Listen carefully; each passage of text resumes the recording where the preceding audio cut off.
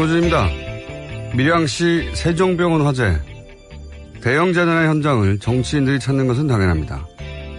위로와 대책을 강구하는 것은 정치의 몫이죠.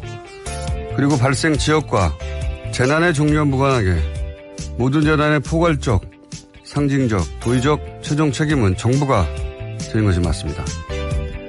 자신들의 표받치기도 하기에 누구보다 빨리 현장을 찾았던 자유한국당 지도부가 가장 먼저 정부를 비판한 것도 그래서죠.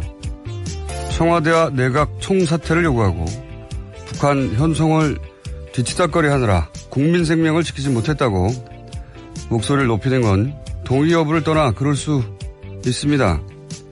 그런데 그런 주장도 최소한 자격은 갖추고 해야 하는 거죠. 소방 인력 충원하자니까 공무원 증원이라며 반대한 건 바로 자신들이었죠. 게다가 경남 소방관의 인사, 예산, 지휘권, 그러니까 전권은 경남도지사에게 있습니다. 중앙정부는 지방직 소방행정의 권한이 없죠. 경남도의회 의석 90% 가까이 자유한국당 소속입니다. 경남도정은 자유한국당 책임인 겁니다. 그럼 자유한국당은 적어도 밀양 화재에 관해서는 중앙정부를 탓하기에 앞서 먼저 스스로를 자책해야 정상인 겁니다. 정상이라면 그래야 하는 거죠. 둘 중 하나입니다. 정상이 아니거나 정상이 아니거나. 김원준 생각이었습니다. 김은지입니다. 네. 정상이 아니거나 정상이 아니거나 했는데 저희 PD가 그걸 또 못 알아듣고 나름의 유머인데 바보예요. 날뛰고 있어요 지금 밖에서. 자, 시사인에? 네, 했습니다. 또 했어요? 예. 정상이 아니거나. 정상이 아니거나. 네. 자, 첫 번째 뉴스는 뭡니까? 네, 다스 핵심 관계자의 녹취록이 공개됐습니다. 그에 따라서 녹취록에 나오는 140억 원을 둘러싸고 여러 보도들이 나오고 있는데요.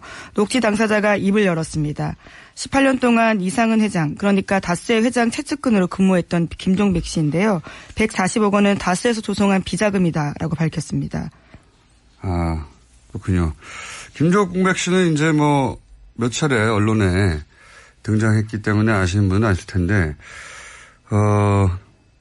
처음엔 이제 운전기사로 소개가 됐는데, 사실상 운전기사가 아니라 다스 내 다양한 업무를 종합적으로 본 내부 사정이 아주 밝은 인사다. 이렇게 얘기해야 되는 게 맞는 것 같아요. 운전만 하는 게 아니기 때문에. 네, 지방과 관계된 다양한 일도 했습니다. 그러니까 모르는 게 없다라고 봐야 될 텐데요. 그런데 이제 그 녹취록 중에 이제 140억이 여러 번 등장하는데 액수가 또 절묘하잖아요. 액수가 절묘해가지고 이것이 BBK로부터 회수한 투자금 140억 우리가 계속 문제 삼았던 그거라고 해석하는 언론도 있고. 왜냐하면 녹취록 그 대목은 굉장히 짧거든요. 네, 맥락을 알아야지만 알아들을 수 있는 이야기이긴 합니다. 네. 그리고 또 이제 그 녹취록 중간에 보면 그 돈을 나눠서 김재정 이상은 각각 당시 최대주 두 사람의 통장에 들어가 있었던 내용이 나오니까 이건 도곡동 땅 매각대금이다라고 해석하는 언론도 있었고요. 근데 이제 그렇게 해석이 엇갈리니까 그 녹취록의 주인공, 그러니까 통화를 한 당사자죠. 당사자 그 김종백 씨가 그게 아니라 이것은 정호영 특검 때 나왔던 120억 플러스 그 이전에 한 20억 정도의 또 비자금이 있었는데 그걸 얘기하는 거다. 네, 당사자가 직접 밝힌 겁니다. 본인이 대화 도중에 등장했던 그 해당 부분은 그런 맥락에서 등장한 거라고 지금 이제 해설을 해준 건데, 저는 어느 쪽이어도 그 돈이 전부 이명박 전 대통령이 회수하려고 했다. 이게 핵심 키포인트라고 봐요. 그러니까 돈의 성격도 물론 중요한데 그 돈을 결국 그 돈의 주인이 결국 이명박 전 대통령이었다. 이게 핵심이죠. 예. 네, 이시영 씨를 통해서 이명박 전 대통령이 회수하려고 했다라고 김종백 씨가 해설하고 있습니다. 그러니까요. 여기서 이제 만약에 120억 플러스 120억 비자금이었다면 이제 이명박 전 대통령 횡령에 혐의를 받게 되는 것이고요. 도곡동 땅이었다면 이제 차명소유 문제가 되는 거고 BBK 140억은 대통령 권한으로 그 자기 재산을 찾으려고 공권력을 이용한 거니까 직권남용 부분. 네, 현재 수사가 진행 중입니다. 예. 어느 쪽이든 걸립니다. 특히 도곡동 땅일 경우에는 뭐 어느 쪽이나 다 마찬가지지만 결국은 그 돈이 다스에 들어갔다가 BBK 들어갔다가 그걸로 주가 조작을 했기 때문에 이제는 이제 주가 조작의 혐의까지, 예. 어느 쪽으로든 다 걸린다. 예. 어쨌든 그런데 김종백 씨는 이 녹취의 주인공 김종백 씨는 그 돈은 120억 플러스 120억 비자금을 의미하는 대화 속에 등장하는 거였다. 네, 120억 이렇게. 플러스 20억. 20억. 예.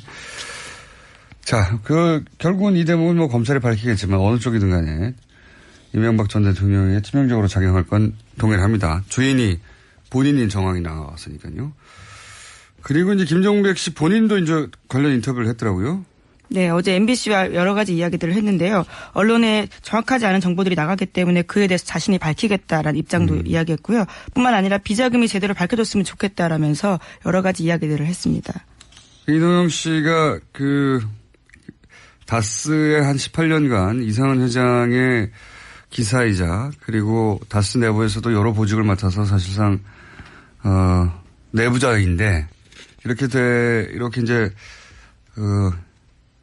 양심 선언을 하게 된 이유 중에 하나는 이동영 씨, 그러니까 이상은 회장의 아들 이동영 씨가 리베이트 관련한 불법 행위가 드러나자 그걸 뒤집어 쓰라고 요구하자. 예. 그건 못하겠다고 도저히 아무리 내가 오래 근무했어도 그렇게 해서 사실은 이런 녹취들이 만들어지게 된 거라고 하죠. 예. 예, 앞으로의 근거를 위해서 만들어놨다라고 하는데요. 이제 어마어마한 이 사항들을 이제 내부 고발하게 된 거가 된 거죠. 그렇죠. 예. 자, 그렇습니다. 그 140억 관련 언론들이 하도 많이 등장해서 해설 한번 해드렸고요. 자, 다음 뉴스는요.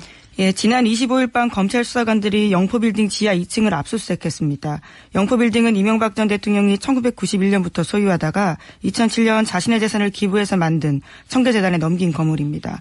서울중앙지검에서 압수수색했는데요. 현재 서울중앙지검은 140억 원을 돌려받는 과정에서 이명박 전 대통령의 직권남용이 있었는지를 수사하고 있는 팀입니다. 당시에는 빌딩 내 다스 사무실과 청계재단에서 근무하는 다스 직원 책상만 있었고요. 그래서 지하 2층 존재는 전혀 알지 못했다라고 합니다. 그렇군요. 거기서 중요한 건 이제 BH 청와대 블루하우스를 뜻하는 거죠. 그리고 다스라고 적힌 상자가 여러 개 나왔고. 네, 40상자 분량이나 나왔다라고 합니다. 그리고 거기에 이제 문서의 내용은 모르겠지만, BBK 관련 보고라든지 뭐 LK뱅크 관련 문서 같은 게 나왔다는 거잖아요. 네, 네. PJ 진술조서라는 것도 있다고 하는데요. PJ는 김백준 전. 씨겠죠. 예. 네. LK뱅크는 하도 이름이 많이 등장해서 이름 다 알 필요 없다고 말씀드렸는데 LK뱅크는 소위 BBK의 이제 지주회사 격이고요. 이 문서들을 다 복원하고 있었다면 아마도 애초에 재판이 계속 진행됐으니까 재판 때문에 복원했던 것 같고 그리고 이 관련 문제가 이후에도 불거지면 방어하기 위해서 자기들 논리상 필요한 자료들이 있어야 하니까 그래서 남겨둔 게 아닐까. 그런 다음에 청와대에 들어간 이후에 돈을 돌려받고 다 소각해버렸어야 하는 건데 예. 방심했던 것 같아요. 제가 보기엔. 예, 전혀 이곳을 누가 알 거라고 생각을 못했던 것으로 보이는데요. 거기서 뭐가 나올까요? 예. 예, 물론 MBC와의 통화에서 이명박 전 대통령 측근은 BBK는 기본적으로 그 당시 예전에 있었던 일을 정리하는 거지 그 이상 아니다라고 부인하고 있습니다. 물론 뭐 일관되게 그렇게 얘기했죠. 근데 문서가 왕창 나왔으니까요. 이게 어디로 갈지 모릅니다 이제. 예. 그리고 그게 이명박 전 대통령의 사설 창고에서 나왔다는 점이 굉장히 또 중요하죠. 예. 나는 모른다고 할 수 없게 된 장소 자체가. 자, 다음 뉴스는요. 예, 지난주에 잠깐 언급한 적이 있는데요. 검찰이 이명박 전 대통령을 피의자 신분으로 전환했다라고 합니다. BBK 주가 조작 피해자들이 이명박 전 대통령을 직권남용으로 고발한 지 106일 만이다라고 합니다. 피의자 신분이 됐군요. 지난 금요일 날 잠깐 제가 얘기했는데. 예, 아침에 속보로 떴었는데 제가 속보를 체크를 못해서 가지고 죄송합니다. 예. 죄송할 것 같죠. 자. 예. 6시 이후에 나온 뉴스라서. 제가 얘기했는데. 예. 자, 다음 뉴스는요? 네, 이명박 전 대통령의 친형 이상득 전 의원이 지난 26일에 검찰에 출석했습니다. 국정원으로부터 불법 자금 1억 원을 받은 혐의인데요. 하지만 건강상의 이유로 4시간 만에 돌아갔습니다. 아침에 휠체어 타고 나왔는데 4시간 만에 돌아간 겁니다. 이분뿐만 아니라 이상은 회장, 현 다스 회장도 아프실 예정인 걸로 저는 알고 있습니다. 네. 그리고 다스 자체도 아프실 예정인 것으로 저는 알고 있고요. 다스가 어떻게 아픕니까? 다스도 아프실 예정인 것으로. 고위부도 뭐 이런 얘기도 나오고 있고. 예. 예. 비자금 옮기는 거 아니냐 뭐 이런 얘기도 나오고 있고. 예. 다스 회장님도 다 아프실 예정이고. 예. 이상득 전 의원, 이명박 전 대통령 형님도 이미 아프신 상태죠. 네, 혐의를 부인하면서 건강 때문에 조사받을 수 없다라면서 철수했습니다. 예. 앞으로 계속 아프실 예정일 거예요, 관계자들이. 자, 다음 뉴스는요. 네, 군 사이버 사령부가 온라인 블랙리스트를 만들었다. 그리고 관리했다라고 오늘 아침 한겨레 신문이 보도했습니다. 네, 정확히는 한겨레 20일 보도인데 한겨레 신문에 나온 겁니다. 레드펜이라는 작전면을 썼다고 하는데요. 이명박 정부의 비판적인 인터넷 사용자 등의 대상이었다라고 합니다. 이거는 제가 전문 분야입니다. 이게 무슨 의미냐면 사이버사 혹은 뭐 국정원 이런 곳에 정부를 비판하는 아이디 블랙리스트가 있다. 이게 무슨 의미냐면 이렇게 활동합니다. 저는 오랫동안 봐왔던 행태인데 이제 온라인에서 정부를 비판하는 사람들이 있잖아요. 한두 명도 아니고 몇만 명이죠. 그중에서 이제 열심히 하는 사람들이 한 10,000명 정도 있다고 칩시다. 뭐 개인들 중에. 어떤 사람들은 포털 게시판에서 적극적으로 활동할 수도 있고 어떤 사람들은 뭐 자신이 잘 가는 커뮤니티 게시판에서 활동할 수도 있고요. 또 뭐 SNS나 페이스북 같은 데서 자기 의사를 밝힐 수도 있고요. 그런 개인들을 뭐 몇만 명 단위로 이제 아이디를 수집하는 거예요. 그리고 나서 그 사람들이 예를 들어서 포털의 게시판에 글을 써요. 그러면 그 사람이 글 쓴 것을 향해서 득달까지 달려갑니다. 댓글을 달아요. 다시 방어하는 내용들을 쓴다라는 그렇죠. 거죠. 그 사람을 따라다니는 거예요. 그 개인을. 자기가 잘 가는 커뮤니티 글을 써요. 그럼 득달같이 달려가서 댓글을 쓰거나 비판을 해요. 그러니까 그 사람은 개인이잖아. 저쪽은 부대고. 그죠? 저쪽은 조직이고 이쪽은 개인인데 그 개인이 그걸 대응하느라 신경을 쓰고 에너지를 쓰고 하다 보면은 괴롭잖아요. 그렇게 의욕을 혹은 활동을 위축시키는 겁니다. 그래서 이 활동이 여러 가지가 있어요. 제가 지켜본 바로는 그렇게 그 사람들 따라다니는 경우 또는 그 사람이 글만 쓰면 공격을 해서 그 파급력을 떨어뜨리는 거죠. 중화시키는 거죠. 네, 해당 기사에도 그런 내용이 있습니다. 20명 내외 검색팀에서 하루 24시간 작업을 수행하면서 관리했다라고요. 이건 사이버 사령부에서고 그 조직은 국정원 조직보다 작거든요. 국정원도 이 일을 해온 것으로 저는 알고 있어요. 그리고 그렇게 주요 인물들은 그 사람들이 글을 쓰든 쓰지 않든 지속적으로 주기적으로 그 사람에 대한 비판 글을 올려서 평판을 떨어뜨리는 겁니다. 여러 가지 활동을 하는 거예요. 그런 활동을 지속적으로 합니다. 지속적으로. 그래서 개인의 경우에는 그 스트레스를 받아서 쓰다가 말아버리는 거예요. 이게 내가 무슨 영광을 보겠다고 이런 일을 하느냐. 아니면은 그 사람 그 개인 부대죠. 부대하고 싸우느라고 힘을 다 빼버리는 거예요. 주고받고. 뭐 그런 행위를 해가지고 전체적으로 그런 사람 쓰는 사람들을 평판을 떨어뜨리고 위축시키고 파급력을 떨어뜨리는 일들을 해왔죠. 네. 자, 오늘은 저희가 긴급 인터뷰를 준비해서 마지막 뉴스 짧게 하나 정리하고 넘어가죠. 네, 안철수 국민의당 대표가 어제 이상돈 전당대회 의장에게도 당원권 정지 징계 처분을 내렸습니다. 이에 따라 바른정당 통합 의결 전당대회 진행 방식에 시선이 쏠리게 되는데요. 안 대표는 이 의장을 포함해서 현역 의원 16명 등 총 179명에게 징계를 내렸습니다. 이 징계의 목적은 말이죠. 처음 이 징계를 하겠다고 나왔을 때부터 뜬금없는 거였거든요. 왜냐하면은 이분들은 다 다른 당 만들어서 나간다는 거잖아요. 이분들을 당원권 정지를 시키는 게 무슨 의미가 있습니까? 그렇죠? 이 징계의 유일한 목적은 이상돈 의원의 사회권을 뺏는 거였어요. 전당대회에서. 예. 네, 어쨌거나 명시적인 주 이유는 창당 발기인데 참여라고 하는데요. 이상돈 의원은 여기에 이름을 올리지 않았다라고 합니다. 유일한 목적은 이상돈 의장이죠. 의장. 예. 전당대회 의장의 사회권을 뺏는 게 목적이었지 나머지 분들은 다 의미 없는 겁니다. 178명의 명단은. 그래서 저희가 모셨습니다. 예. 이상돈 의원을 저희가 처음으로 스튜디오에 직접 모셨습니다. 자, 지금까지 김은지였습니다. 감사합니다. 정상이 아니거나. 네. 자, 첫 번째 뉴스는 뭡니까? 네, 다스 핵심 관계자의 녹취록이 공개됐습니다. 그에 따라서 녹취록에 나오는 140억 원을 둘러싸고 여러 보도들이 나오고 있는데요. 녹취 당사자가 입을 열었습니다. 18년 동안 이상은 회장, 그러니까 다스의 회장 최측근으로 근무했던 김종백 씨인데요. 140억 원은 다스에서 조성한 비자금이다라고 밝혔습니다. 아, 그렇군요. 김종백 씨는 이제 몇 차례 언론에 등장했기 때문에 아시는 분은 아실 텐데, 처음엔 이제 운전기사로 소개가 됐는데, 사실상 운전기사가 아니라 다스 내 다양한 업무를 종합적으로 본 내부 사정의 아주 밝은 인사다. 이렇게 얘기해야 되는 게 맞는 것 같아요. 운전만 하는 게 아니기 때문에. 네, 지방과 관계된 다양한 일도 했습니다. 그러니까 모르는 게 없다라고 봐야 될 텐데요. 그런데 이제 그 녹취록 중에 이제 140억이 여러 번 등장하는데 액수가 또 절묘하잖아요. 액수가 절묘해가지고 이것이 인사, 예산, 지휘권, 그러니까 전권은 경남도지사에게 있습니다. 중앙정부는 지방직 소방행정의 권한이 없죠. 경남도의회 의석 90% 가까이 자유한국당 소속입니다. 경남도정은 자유한국당 책임인 겁니다.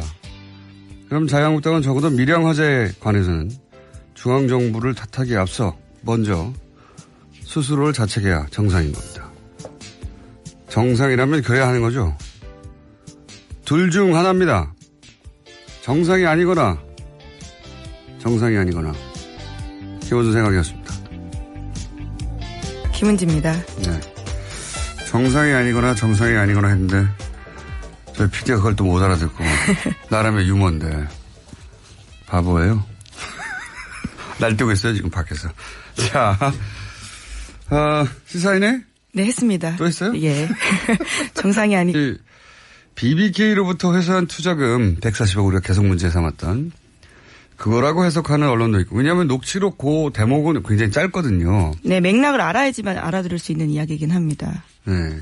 그리고 또 이제 그 녹취록 중간에 보면 그 돈을 나눠서 김재정 이상은 각각 당시 최대주 두 사람의 통장에 들어가 있었다는 내용이 나오니까 이건 도곡동 땅 매각대금이다라고 해석하는 언론도 있었고요. 근데 이제 그렇게 해석이 엇갈리니까 그 녹취록의 주인공, 그러니까 통화를 한 당사자죠. 당사자 그 김종백 씨가 그게 아니라 이것은 정호영 특검 때 나왔던 120억 플러스 그 이전에 한 20억 정도의 또 비자금이 있었는데 그걸 얘기하는 거다. 네, 당사자가 직접 밝힌 겁니다. 본인이 대화 도중에 등장했던 그 해당 부분은 그런 맥락에서 등장한 거라고 지금 이제 해설을 해준 건데, 저는 어느 쪽이어도 그 돈이 전부 이명박 전 대통령이 회수하려고 했다. 이게 핵심 키포인트라고 봐요. 그러니까 돈의 성격도 물론 중요한데 그 돈을 결국 그 돈의 주인이 결국 이명박 전 대통령이었다. 이게 핵심이죠. 예. 네, 이시영 씨를 통해서 이명박 전 대통령이 회수하려고 했다라고 김종백 씨가 해설하고 있습니다. 그러니까요. 여기서 이제 만약에 120억 플러스 120억 비자금이었다면 이제 이명박 전 대통령 횡령에 혐의를 받게 되는 것이고요. 도곡동 땅이었다면 이제 차명소유 문제가 되는 거고 BBK 140억은 대통령 권한으로 그 자기 재산을 찾으려고 공권력을 이용한 거니까 직권남용 부분. 네, 현재 수사가 진행 중입니다. 예. 어느 쪽이든 걸립니다. 특히 도곡동 땅일 경우에 보조입니다. 밀양시 세종병원 화재. 대형 재난의 현장을 정치인들이 찾는 것은 당연합니다. 위로와 대책을 강구하는 것은 정치의 몫이죠. 그리고 발생 지역과 재난의 종류와 무관하게 모든 재난의 포괄적, 상징적, 도의적 최종 책임은 정부가 지는 것이 맞습니다. 자신들의 표받치기도 하기에 누구보다 빨리 현장을 찾았던 자유한국당 지도부가 가장 먼저 정부를 비판한 것도 그래서죠. 청와대와 내각 총사퇴를 요구하고 북한 현송을 뒤치다거리 하느라 국민 생명을 지키지 못했다고 목소리를 높이는 건 동의 여부를 떠나 그럴 수 있습니다. 그런데 그런 주장도 최소한 자격은 갖추고 해야 하는 거죠. 소방 인력 충원하자니까 공무원 증원이라며 반대한 건 바로 자신들이었죠. 게다가 경남 소방관의